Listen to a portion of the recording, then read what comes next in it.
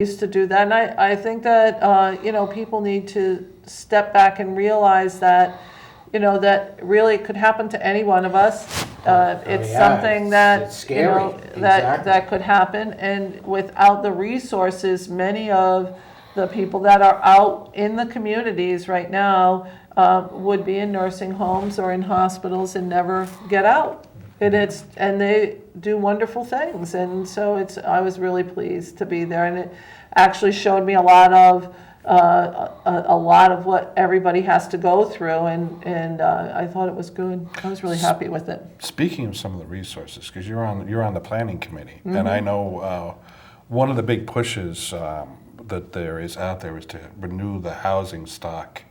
Yes. For congregate housing or for smaller housing that's available, because for a long time there haven't been these spots open for people to be able to come out of institutions to in the community. I guess, could you tell us where that's kind of at within the state right Well, now? there's there are a lot of projects that are going on, and there should be another award coming out very shortly of projects that are going on. We're actually doing one in Sprague where I'm the first selectman. We have been working on elderly and disabled housing that had not been worked on since the 70s, and so we're renovating all 3 buildings. We've finished 2 of them. We'll finish the 3rd one, and it'll be insulated, which it wasn't. It'll have gas for heat, which it had electric for heat. It'll have good windows and good lighting, and they'll mostly be either ADA accessible or ADA adaptable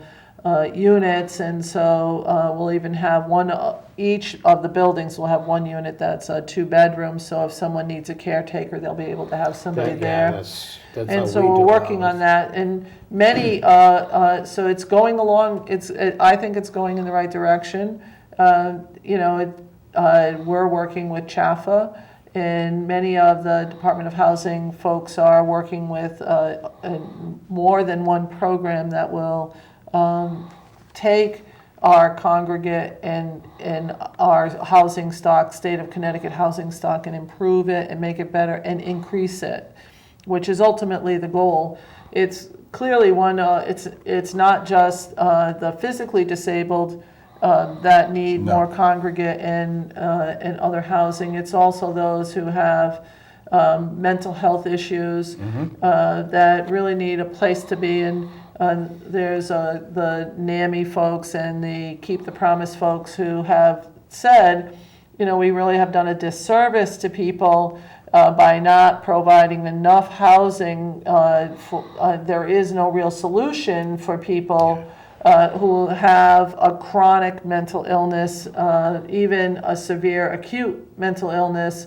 And we've really ended up with problems for folks, and one of the things that I've worked on for a lot of years is to understand that when we deinstitutionalized people, that there was a promise made to everybody that we would do housing stock, that we would provide supportive housing in the community. In the community, and we did not do that. We've seriously failed. We've seriously failed, and then that adds to the homeless problem. It adds to the homeless, but one of in the prisons. In the prisons is big the time. big thing that has happened, and so when I first started working for the Department of Correction in the late 80s, the population was about 2 to 3% of the population was considered chronically mentally ill, and we're up around the 30% mark now. And we not only do some of these folks have chronic mental illness, but we have disadvantaged them even farther because we've given them an inmate number, and once you give somebody an inmate number, it's very difficult for them to be successful, and it's hard for them to get public housing. So we have a problem, and a lot of the people that are incarcerated are doing almost day-for-day time. So someone who might be a very violent inmate could get to a halfway house, but someone who has a mental health issue will not, because the medications and the other things that they need cost more than the halfway house wants to pay or is willing to be a part of. Be a part of. Yeah, it's really interesting. Your history and mine run so close together, except I was on the other side. I was one of those guys you watched. But absolutely, the problem, I mean, one of the expansions, not only was the drug situation was that expanded our prisons, most people do not realize when we deinstitutionalized all those people we put in the streets, well, they did they did the kind of crimes that got them, I mean, they're not criminals, the mental illness got them, as you said, up to 30% now in our areas, but that's all around the country. Massachusetts happened and everything else like that, the population. And again, it's the expense of the medication, the care necessary for those individations. I mean, I obviously... It's expensive to take care of. Oh, it is It's expensive. but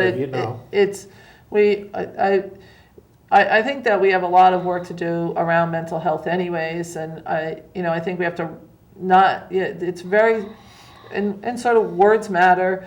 It's very stigmatized, and people are afraid to be diagnosed with an issue because then they're not as apt to qualify for some jobs, and they're not as apt to qualify for some other things. So people don't want their children identified, and they themselves don't want to be identified, and so.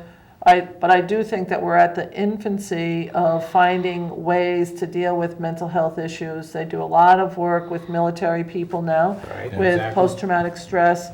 One of the bills that I wanted, that I still want today, was to recognize post-traumatic stress for those who respond to some of the gun violence issues. I can tell you, actually, one of my best friends is a therapist down in Newtown, and she actually wrote the majority of the programs for the Department of Corrections, yeah. I mean, this is a real issue. I mean, a lot of people. I mean, I've worked with PTSD.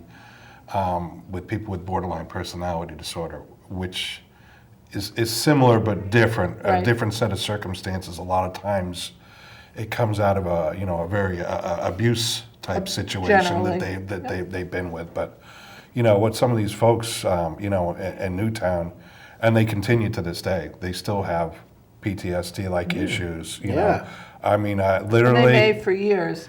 They may for years, but it doesn't mean that, with a little bit of help here and there, that they're not going to be very successful at whatever it is they so choose to do. There are many things that are going on in the United States around the issue of the borderline personality. A lot of them have partial complex seizures, and they. If we could look at that, really look at it and figure it out, many times instead of the psychotropic drugs that people get on, if someone's on seizure medication of sorts, it sometimes works much better than some of the psychotropic drugs to give them that opportunity to think about what they're doing before they make that critical error. And a lot of times the judges put them in jail not because their crime has been so serious, but because they have no other way to get them the help that they need. And so the judges are in a fix also. Exactly. Because they know the person needs some help, and they can't get them the help they need without incarcerating them. We don't have the alternatives to that corrections facility that are enough to deal with the problem right now. We just don't have that infrastructure yet. Or to help with our other major issue. Well, you and I both know that because we've been in it for years and developing halfway houses and all that, and it is, and that becomes a question of low income situations. You got people who are basically working at minimum wage levels, trying to deal and take care of individuals that take a little more sophistication to deal with. And in some ways, I know we're certainly working on the juvenile sentencing issue coming up in the next session. Yeah, exactly. And I mean, in some ways,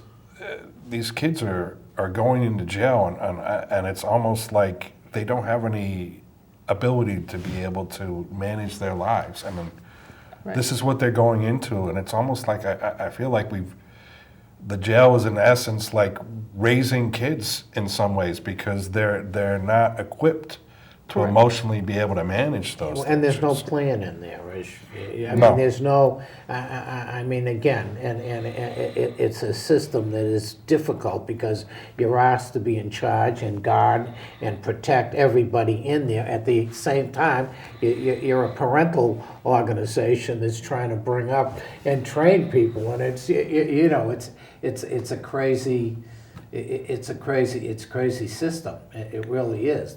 And they end up doing more damage than not. I mean, it's very, very difficult. And it costs a lot of money. Oh, I mean, it's is cost a $30,000 fortune, to right? $50,000 a year for an When individual incarcerated. Depending on what kind of care they need. Right. So I yeah. don't, you know, if they, and that's why people who are having mental health issues that require medication or require treatment are a lot of times a much more expensive person to watch, which is why they don't get out into the halfway houses, because the halfway houses are operating on such small margins. Small and margin, that right. They can't take on that additional burden that we need to figure out how we're going to deal with. So can't just ignore it anymore. We've ignored it to our peril long enough. Sounds like we need to get you on the Human Services Committee over there. I tried to get the PTSD bill passed for workers so that workers could be covered in the case of an incident that happened that did not result from a physical injury, because in Connecticut we don't cover injuries that happen as a result of an issue because of a mental health issue. We cover a mental health issue if there's a physical injury Sure. that leads to the mental health issue, but not if it's a mental issue that results in the mental health concern.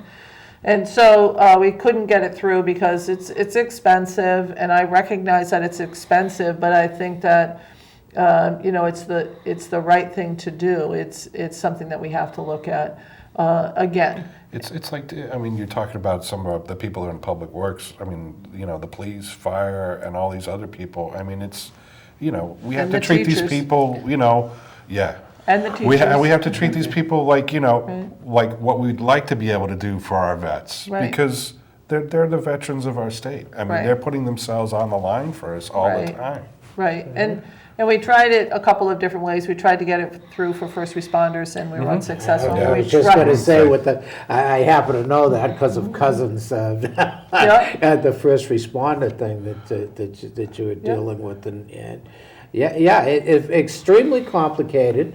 All the kind of issues that we're dealing with is. And another issue you champion that both father and I suffer from is dyslexia. Oh, that was I knew that, right? Yeah, but He corrects my spelling all the time. I have to correct his all the time. But you know,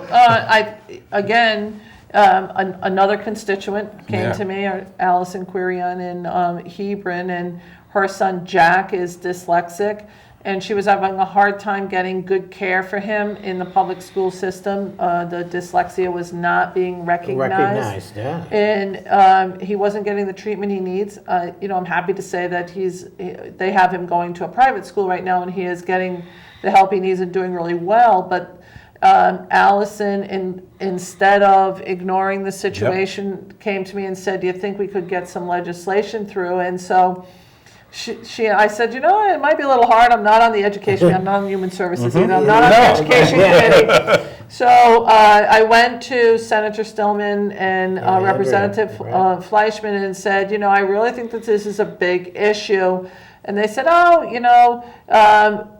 this is, and they said, okay, we'll look at it, but we're certain it's not going to be that big. And it was one of the most well-attended public hearings I am not ever. surprised. It was truly amazing. It's unbelievable how many people. There were 70 people that spoke at that public hearing, children and parents. And the children did a great job speaking out, and it was really amazing. And the people from the education committee were so impressed that we were able to get the legislation passed. We have more work to do. There's a task force working on some issues this year, but what we did get passed was to have dyslexia as its standalone item on the IEP forms, right. which will allow us to track the number of cases, and I think, and also to get people to ask the question and see if somebody has dyslexia. That new teachers will get professional development in recognizing the signs of dyslexia, and that the intervention methods will be evidence-based. So it's not just something, we want some real accountability to what we're doing. Exactly. And I think it's something that's very important for us to do. And I told Allison that because of her perseverance and her tenacity, we were able to get a piece of legislation passed that will impact children for decades. Decades. I can't tell you how I much. it's wonderful. I mean, I was fortunate when I when I finished high school. They came out with computers, but I hated writing because I'd come back with a piece of paper that had so many red marks on it. It was so disparaging.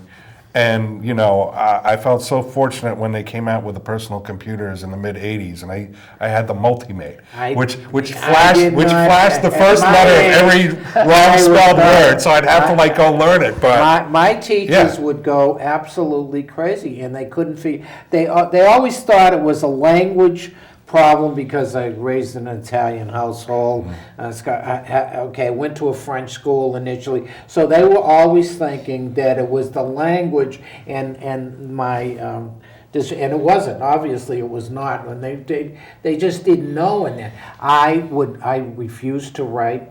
Yep. Okay, because when the teacher would come in with the papers, you could see her with the papers, and you could tell where mine was the bleeding red one, always on the bottom, and they'd say, contents is great, but you can't spell, you can't do this. If I had not had the assistance and the perseverance of the Newton school systems that I went to in Massachusetts, I wouldn't have got even through high school. And then it took later, and because I had help with editors and stuff like that, and once with computers now, I don't know how some of the people read my stuff. It's but I keep telling them I'm This dyslexic. is a really important piece of legislation. It is very important. And I go back to my corrections background. I was talking to the Commissioner of Correction, and I was asking him how he was dealing with some of the people that are downsizing like everybody else is. And they were changing what they were using Northern for, the Supermax. And he said, I started looking at the inmates that we were having problems with and trying to figure out was there a common denominator. And interestingly enough, the common denominator was dyslexia. And autism. Which I think is truly interesting because that means that we failed these people. Not only, they've, and I'm not somebody that doesn't think that if you sort of, in jail, it's if you did the crime, you should do the time. It is what it is, and I'm pretty hard about that and very strict. But if we could stop people from coming in, even if you don't care about the morality of the issue, it would save dollars, real dollars, and real heartache for some people. So I thought that was just interesting to know. And by no means do I mean that somebody who is dyslexic or autistic is going to end up in jail. It just happened that these particular people ended up in jail and have that as a common denominator.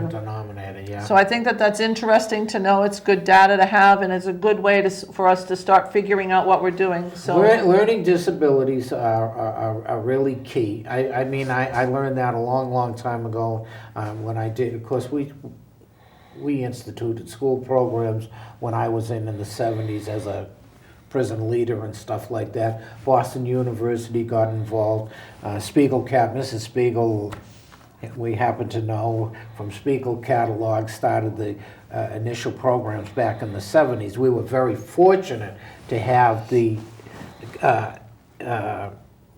college based around our systems that we could draw from so many schools and have that the academic community that was involved with Walpole and the mass prison systems in those days. And they started to do really, really good things, and then the expansion, and then they cut them out. Right. I mean, it was like, wait a minute, you know, all these things are working. Right. And the programs are working, and we started really fronting a lot of programs now that they're looking back and bringing back, and they discontinue them.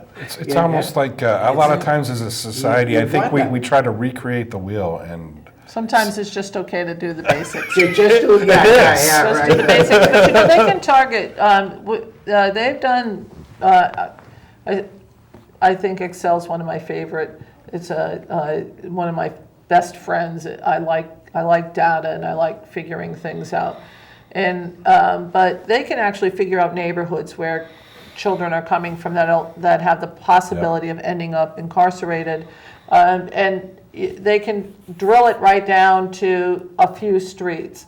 And it seems to me that if we put some money into those few streets, that we might be able to deal with the issues. I don't think that doesn't mean that you don't make parents be parents. I think that parents should, you know, have their responsibilities. I think kids should be responsible. But I think that if we looked at doing this, if we really looked at it, we could figure out ways and have a cost-benefit analysis on how we were spending the money and target those dollars so that we have a very good outcome. It's almost like, you know what, we do that on the other end of it. I know they do that with crime and crime statistics, and taking a look at, you know, where do they need to place their police force. Correct. It's almost like we need to be able to do that for our general population. I know, and this show went like fast, right? Yeah, it And you always watch does. And I didn't think it was going to go fast. I had 15 or 20 more questions left. I got to get you back. I got to bring you Yes. back and stuff like that. But I got about 3 minutes and 2 minutes, and I want you to tell the audience, you know, we want you back. I'd love to come back. I'll come back anytime. But you know, we have an audience out there that knows you and stuff like that. Do you want to say anything about your running? Well, you know, I'm running for office, and I love doing this work. My favorite pieces of legislation all came from you and grassroots. All Yeah. grassroots. Yeah. I worked on another piece that I was really pleased with, Erin's Law, that will help children to understand the difference between a safe touch and an unsafe touch. We do stranger danger. A lot of times kids, 90% of all sexual abuse happens by someone they know. And so we teach them to be afraid of strangers, but not to learn how to protect themselves from bad touches and bad secrets. And this will address some of those issues. I absolutely love making a difference for people, and I've had a whole boatload of fun in the last 2 years. I love going out and meeting people. I've said that I'm going to knock on 20,000 doors this election cycle, and I'm going to try to do it. So I'll be out there. God bless Kathy. you. So Thank good. you so much. So Thank happy you. to have Thank you you. on. And folks, I'm going to see you next week. Who do we have next week? We have Rob Kane. We have Rob Kane. We got the other side of the aisle. Yep. Okay, next week. So please tune in. Look us up on YouTube, and we'll be on the news stations. And follow the Street Talk publications. You can find me on Facebook. God bless, and I'll see you next week. Thank you, Dominic. As always, bless Thank you, you. partner.